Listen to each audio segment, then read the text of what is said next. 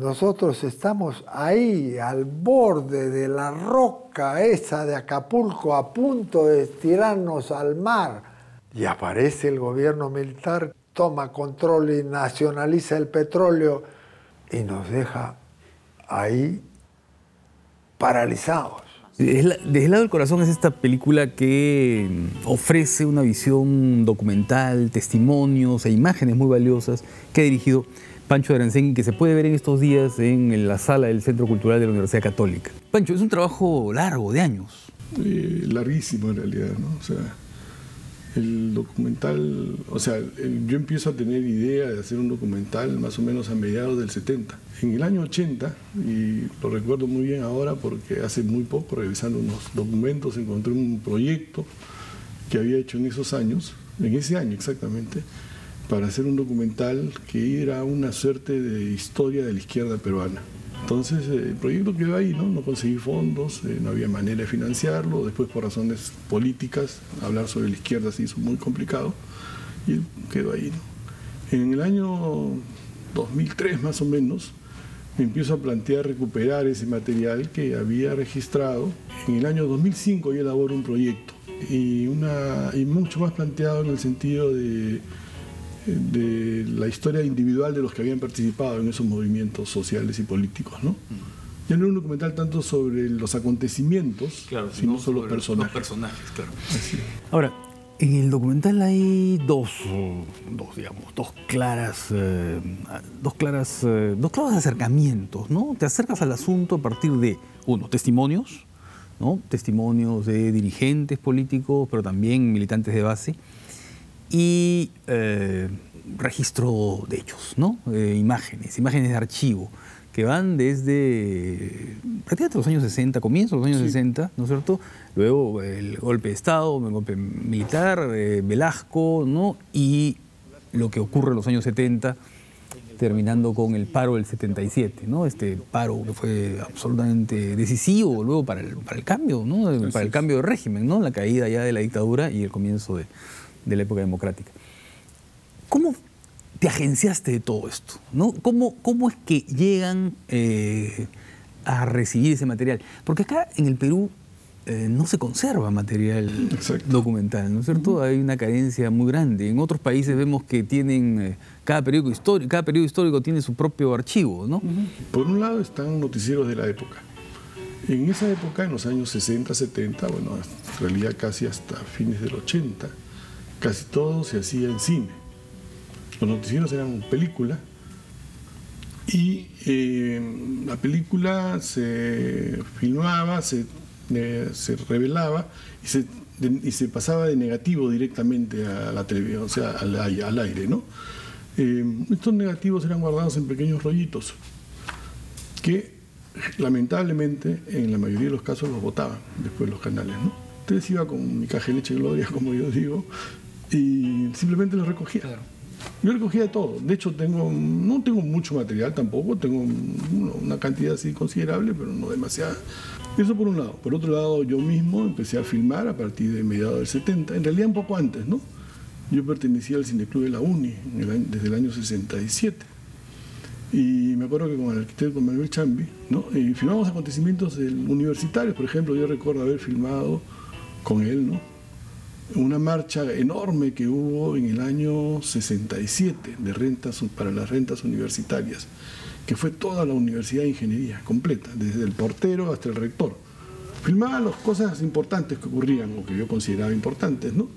Recuerdo haber filmado, por ejemplo, el entierro de Velasco, que no lo he podido encontrar, porque también hay cosas que, entre mudanzas de un lugar a otro, ¿no? Bueno, se han venido perdiendo o deben estar en algún sitio, ¿no?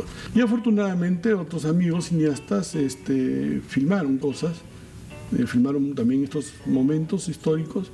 Hay una visión interesante, curiosa, porque es una especie de balance, ¿no? Cuando uno piensa en lo que han dicho todos estos personajes que vemos pasar por el documental, vemos como que hay cierto desencanto.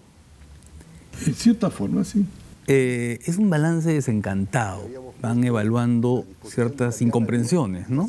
Por ejemplo, uno dice, no comprendimos el gobierno de Velasco, no supimos entenderlo en el momento, no supimos entender algunas cosas, ¿no?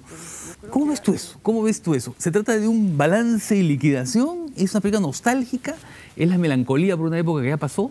En primer lugar, no quería hacer una película complaciente, ¿no?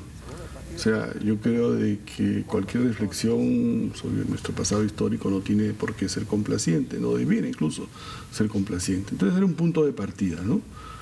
En segundo lugar, yo creo que a la izquierda peruana como izquierda le falta en conjunto un balance de ese periodo, ¿no?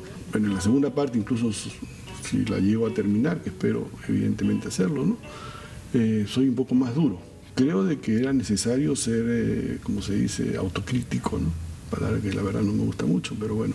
Por otro lado, es cierto que me interesaba la nostalgia, ¿no? Yo creo de que, no solamente para mí, ¿no?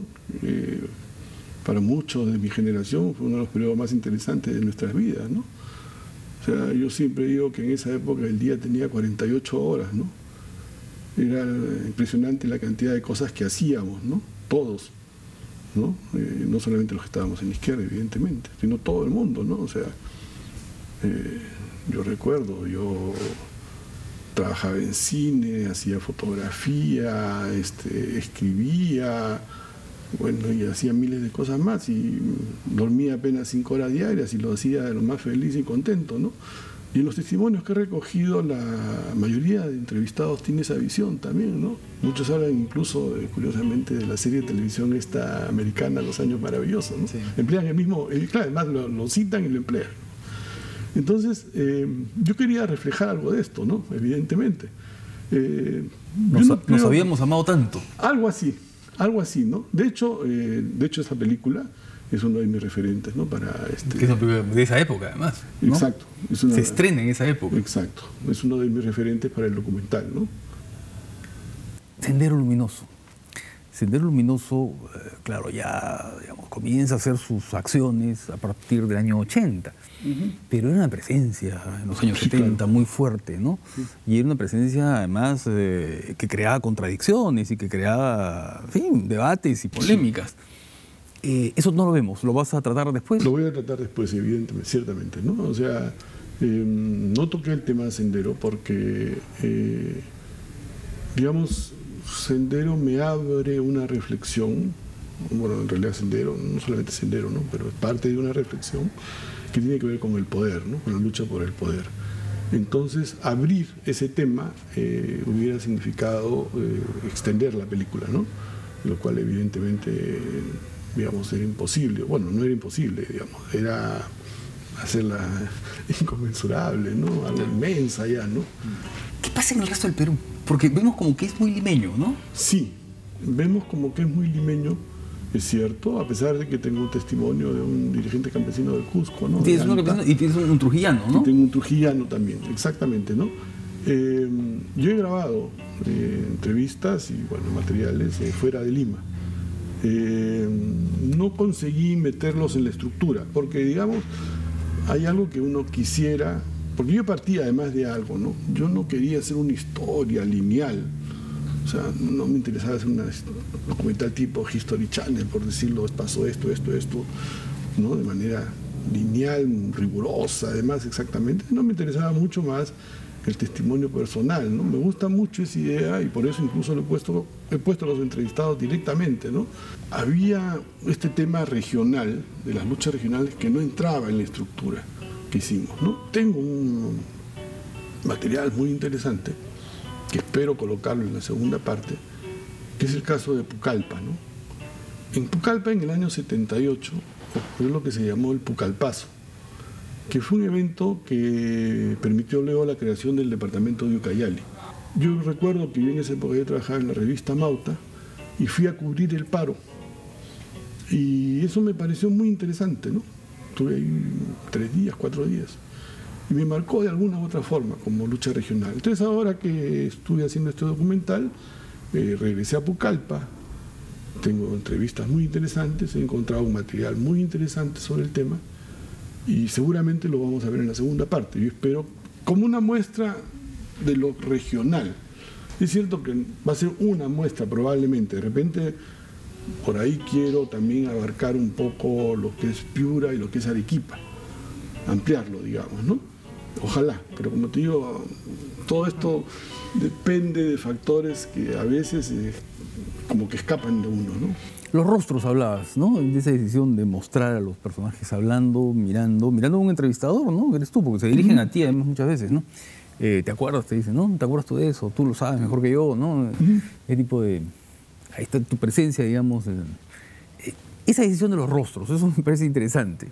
Porque hay rostros bien interesantes. El de Carlos Iván de Gregori, estaba marcado ya por la enfermedad, pero hay un momento en que él cuenta, digamos, cuando dice, va a regresar de Lima, ¿no? Va a regresar de Lima, de los Estados Unidos de Lima, y dice, pero es Babilonia, ¿no? Y lo dice con una expresividad muy particular, ¿no? Porque creo que encarna muy bien esa especie de puritanismo, ¿no es cierto? ¿Cómo voy a regresar a esa ciudad de pecado, ¿no? Por supuesto. ¿No? Eso es bien interesante, los rostros son muy expresivos.